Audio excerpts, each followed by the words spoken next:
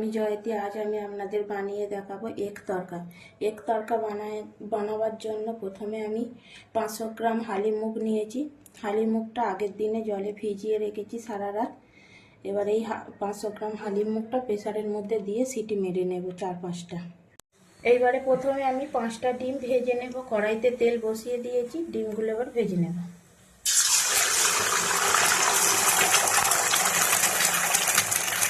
ডিমের মধ্যে অল্প একটু দিয়ে দেবো লবণ। ডিমটা আমার ভাজা হয়ে গেছে, নামিয়ে নেব। কড়ার মধ্যে আবারও তেল গরম করতে বসিয়ে দিয়েছি।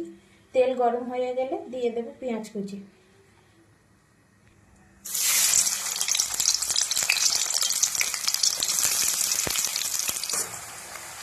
পেঁয়াজটা এরকম ভাজা ভাজা হয়ে গেলে এর মধ্যে দিয়ে দেবো 2 চামচ রসুন বাটা, 3 চামচ আদা বাটা। দিয়ে দেবো টমেটো কুচি, কাঁচা লঙ্কা কুচি।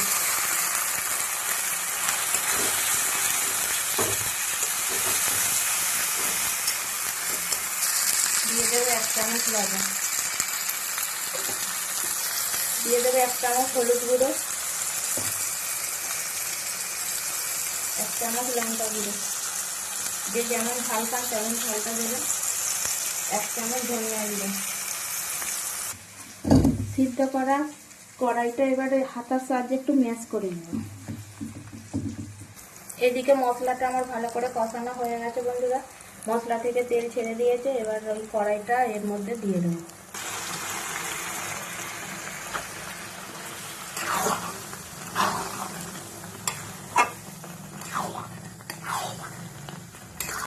অল্প একটু জল দিয়ে দেব।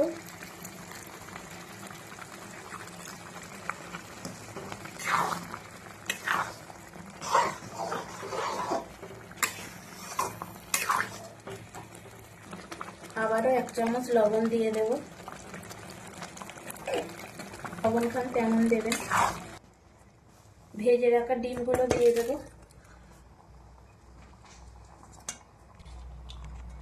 দিয়ে দেব ধনেপাতা কুচি। দিয়ে দেব 1 চামচ চিনি। সব শেষে দিয়ে দেব অল্প একটু গরম মশলা গুঁড়ো।